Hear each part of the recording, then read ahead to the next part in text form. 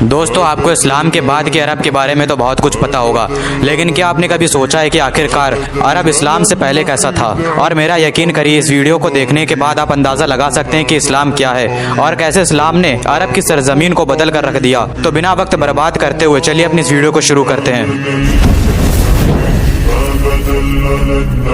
دوستو عرب دنیا کا سب سے بڑا جزیرہ نما ہے اور ایک ریگستانی علاقہ ہے۔ دوستو عرب وہ سرزمین ہے جہاں سے اسلام پوری دنیا میں پھیلا۔ عرب تین طرف سے سمندر سے گھرا ہوا ہے اور تقریباً 1/3 عرب کا حصہ ریگستان ہے۔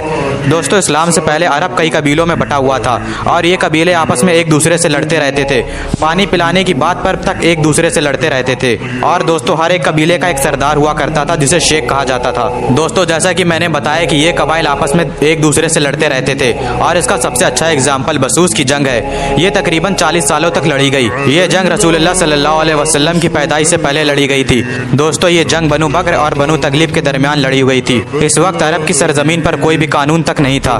اس وقت میں عرب میں عورتوں کی زندگی بد سے بدتر تھی۔ عورتوں کے پاس نہ ہی ان کے پاس کوئی حق تھا اور نہ ہی انہیں کوئی عزت دیتا تھا۔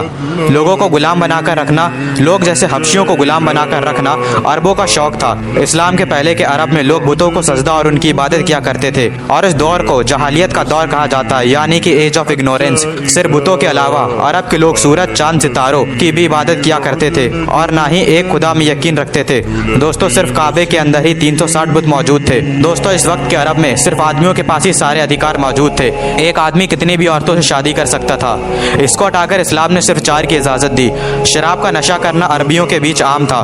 لوگوں کو غلام بنا کر خریدنا اور بیچنا عام تھا۔ دوستو اس وقت یہودی عرب کی سرزمین پر سب سے زیادہ دولت مند والے لوگ تھے جن کے پاس خوب ساری زمین موجود تھی۔ دوستو اس وقت عرب میں آدمی اور عورت اس طرح سے بیچے جاتے تھے جیسے جانور۔ اگر عرب میں کوئی شہر اس وقت موجود تھا تو وہ تھے مکہ اور یثرب جو حجاز میں موجود تھے، اور مکہ کے زیادہ تر لوگ تاجر تھے۔ تجارت کی وجہ سے یہ عربی سیریا، یمن اور عراق بھی جایا کرتے تھے اور ہندوستان سے بھی ان کے عربیوں کے رشتے بہت پہلے سے تھے۔ اس وقت کے عرب میں کوئی بھی سرکار نہیں تھی، سالوں تک عربی ایسے ہی رہے، کوئی لا اینڈ آرڈر نہیں تھا۔ صرف قبیلے ہی ہوا کرتے تھے جو اپنے لوگوں کی حفاظت کیا کرتے تھے، چاہے انہوں نے کوئی کرائم تک کیوں نہ کیا ہو۔ تقریباً 7 طرح کے لوگ عرب میں موجود تھے۔ پہلے جو بتوں کی عبادت کیا کرتے تھے اور کعبے میں 360 بت رکھے ہوئے تھے۔ دوسرے ایتھیسٹ جو کسی کو بھی نہیں مانتے تھے۔ تیسرے زندگس جو 2 خداؤں کی عبادت کیا کرتے تھے، ان کا ماننا تھا کہ یہ دونوں خدا آپس میں ایک دوسرے سے لڑ رہے ہیں۔ چوتھے سبائنس جو ستاروں کی عبادت کیا کرتے تھے۔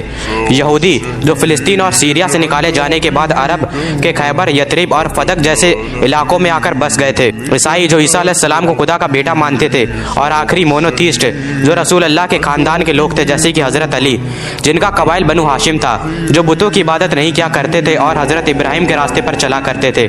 دوستو اب آپ دیکھ سکتے ہیں کہ عرب میں کیا تھا۔ دوستو یہ بات بالکل درست ہے کہ جب پورا عرب ظلم و ستم، ناانصافی اور بربریت سے گھرا ہوا تھا تو رسول اللہ صلی اللہ علیہ وسلم عرب کے لوگوں اور پوری کائنات کے لیے ایک رحمت بن کر ظاہر ہوئے، جنہوں نے سارے عرب قبائل کو ایک جھنڈے کے نیچے اکٹھا کر دیا۔ اور عربی جن کے پاس کھانے کے لیے کھانا نہیں تھا، انہوں نے اس وقت دنیا کی 2 سب سے بڑی طاقتور سلطنتوں کو تباہ کر کے رکھ دیا، اور اللہ نے قرآن کی شکل میں ان عربیوں کو علم دیا۔ وہ عرب جہاں غلاموں کے ساتھ ظلم ہوتے تھے، اس عرب میں اسلام نے حضرت بلال کو ایک اہم مقام سے نوازا۔ وہ عرب جہاں پر عورتوں کے پاس کوئی حق نہیں تھا اور کوئی رائٹ نہیں تھا، عورتوں کو کچھ نہیں سمجھا جاتا تھا، وہاں اسلام نے عورتوں کو عزت دی۔